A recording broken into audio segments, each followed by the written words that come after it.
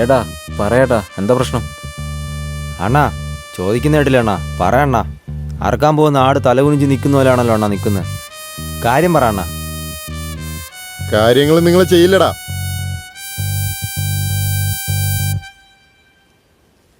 എന്താണ് എങ്ങനെ പറയുന്നത്? ഇതിനു വേണ്ടിയല്ലേ നമ്മൾ ഇത്രയും കാലം വെയിറ്റ് ചെയ്തേ. കാര്യം എന്തെന്ന് പറയണ, ഞങ്ങൾ നോക്കിക്കോളാം. നീ വിചാരിക്കുന്ന പോലെ സാധാരണ കാര്യമല്ല അത്. പിടിക്കപ്പെട്ടാണ്ടല്ലോ ഇടിച്ച് ചമ്മന്തി ആക്കി കളയും.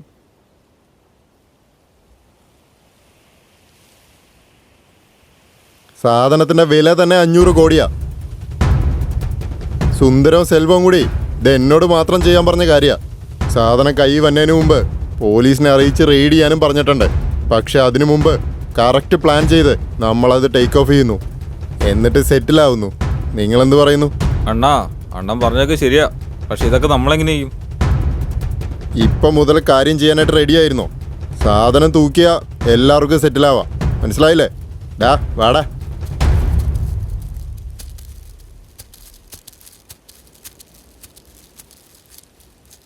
ഡാളിയാ, ഇത് നമുക്കങ്ങ് ചെയ്താലോ?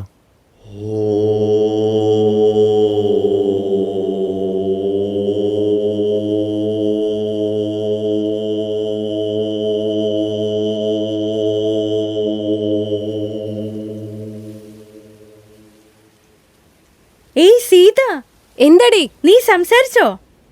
സമയമായിടി, വേഗം വാ.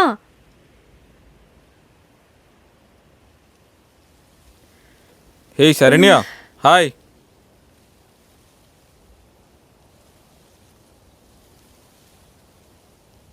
സീത, നീ എന്തിനാ അവളെ വിളിച്ചോണ്ട് വന്നേ? നമുക്കൊന്ന് മര്യാദയ്ക്ക് സംസാരിക്കാൻ പറ്റുമോ? അവളൊരു കിളി പോയ കേസാടി. എടി നിനക്ക് പോണെങ്കിൽ പോയിക്കോ, ഞാൻ വന്നോളാം. ശരി ശരി, ഞാൻ വെയിറ്റ് ചെയ്ത് നിന്നോളാം. വേഗം വാ.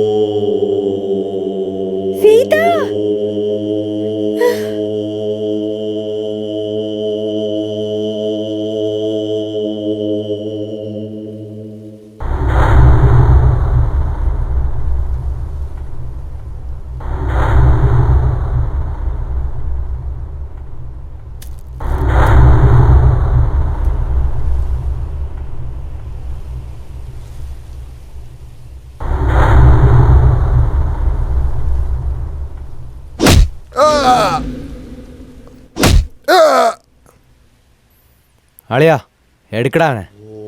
കമ്മീഷണറുടെ മോളെ തട്ടിക്കൊണ്ടു പോകാൻ നോക്കിയ കുമാറിനെ റൗഡി ത്യാഗ് നിസ്സാരമായിട്ട് തട്ടിക്കൊണ്ടുവന്ന് ഒന്ന് തള്ളി.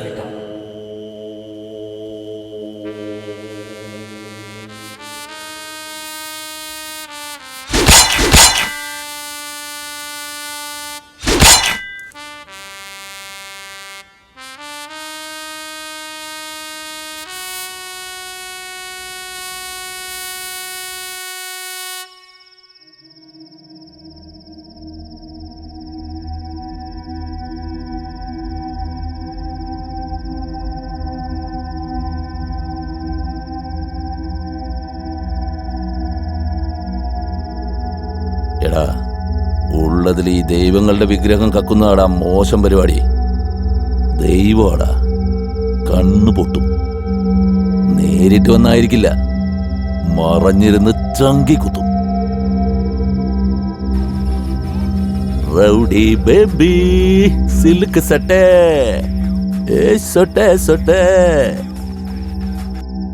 സർ, മാണിക്കവേൽ, എന്തായി? കലിവർദ്ധൻ എന്തെങ്കിലും പറഞ്ഞോ? റൗഡി ബേബി ദേഷ്യത്തിലാ, തീർത്തിട്ട് വിളിക്കാം. പെട്ടെന്നാകട്ടെ മാണിക്കവേൽ, എനിക്ക് ഡിപ്പാർട്ട്മെൻറ്റിൽ നിന്ന് നല്ല പ്രഷറുണ്ട്.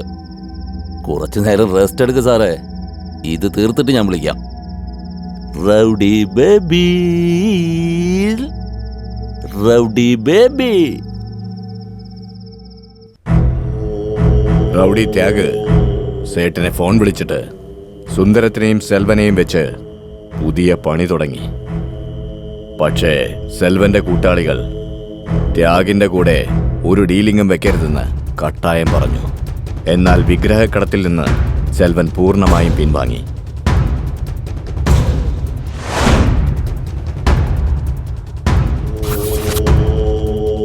അതുകൊണ്ട് ത്യാഗ് എല്ലാവരെയും പിന്തള്ളി പുതിയൊരു വഴി തിരഞ്ഞെടുത്തു. അങ്ങനെയാണ് വിഗ്രഹക്കടത്തിലേക്ക് ഞാൻ കയറി വന്നത്. മൊത്തം വിഗ്രഹത്തിന്റെയും വില 200 കോടി. പറ്റിയ ആളെ കിട്ടിയപ്പോ അപ്പൊ തന്നെ ഡീലാക്കി.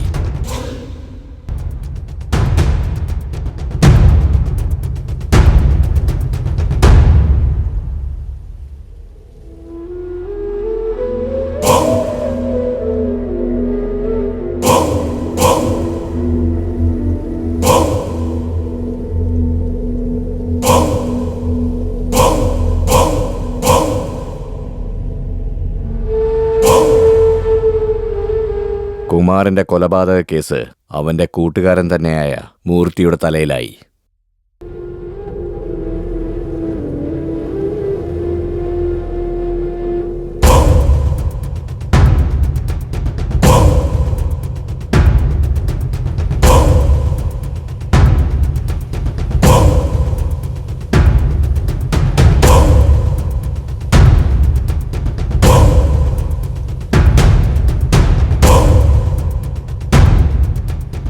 പക്ഷെ അവൻ പോലീസിൽ നിന്ന് രക്ഷപ്പെടുമെന്ന് ഞങ്ങൾ വിചാരിച്ചില്ല.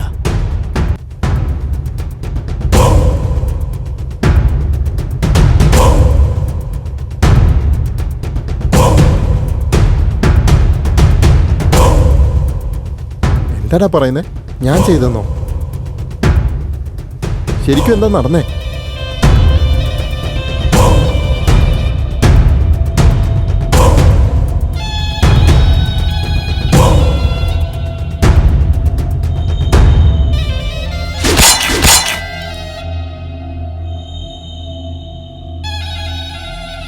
അത് ഇവൻ ചെയ്തതായിരിക്കില്ല. ഇവൻ ആരോ ചതിയിൽപ്പെടുത്തിയതാ. ചേട്ടാ ഞാൻ പറയുന്ന അന്നേ കേട്ടാ, പറഞ്ഞതല്ലേ. ഞാനല്ലേട്ടാ ചെയ്തത്. പക്ഷെ മൂർത്തി വന്ന് ഞങ്ങളെപ്പറ്റി നിങ്ങളോട് പറഞ്ഞിട്ട് ചതിക്കൂന്ന് ഞങ്ങൾ ഒരിക്കലും വിചാരിച്ചില്ല. പോലീസ്, 200 കോടി രൂപയുടെ വിഗ്രഹം എവിടെയാണെന്ന് എനിക്ക് മാത്രമേ അറിയൂ. നിങ്ങളെ കൊണ്ടൊന്നും ചെയ്യാൻ പറ്റില്ല. വിഗ്രഹം കൈമാറിയിരിക്കും. നിങ്ങളുടെ ഡിപ്പാർട്ട്മെന്റ് വെറുതെ നോക്കിയിരിക്കും.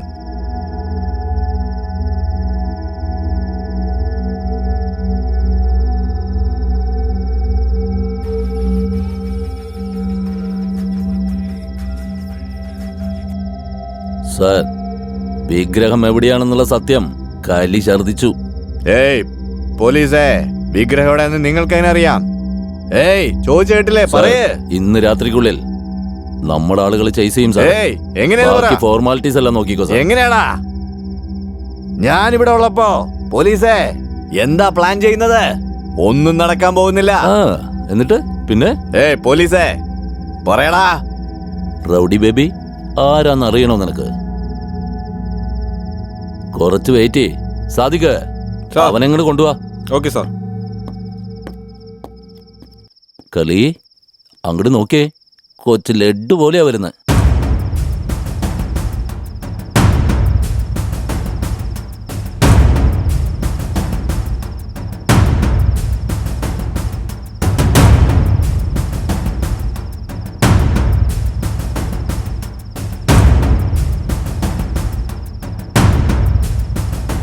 ആ കുട്ടിയാ നിന്നെ ഒറ്റി കൊടുത്തത്, മനസ്സിലായ?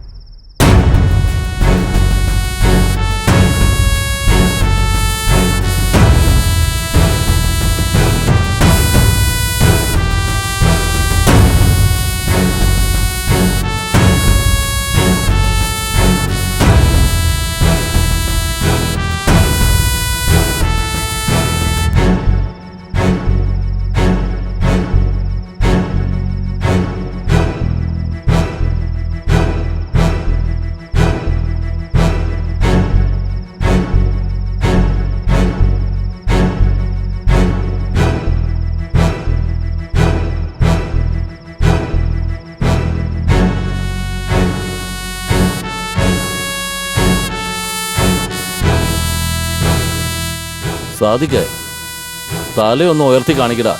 കലി അത് കാണട്ടെ. ഒറ്റിക്കൊടുത്ത് ലഡ്ഡു ആണോ അരിയുണ്ടയാണോ എന്ന്. പിന്നെ ഈ ഫോർമാലിറ്റി എന്ന് പറഞ്ഞില്ലേ, അതെന്താണെന്ന് നിനക്കറിയില്ല അല്ലേ? അത് ഇതാടാ, നമ്മുടെ നാടിന്റെ ഐശ്വര്യത്തെ എല്ലാം വെളിനാട്ടുകാർക്ക് വിലക്കി വിൽക്കുന്ന നിന്നെപ്പോലെ സാമൂഹ്യദ്രോഹികളെ കേരള പോലീസ് എന്താ ചെയ്യുന്നതെന്ന് നിനക്ക് കാണണോ? ഇപ്പൊ മനസ്സിലാക്കി തരടാ നിനക്ക് കേരള പോലീസിന്റെ പവർ. വേണ്ട വേണ്ട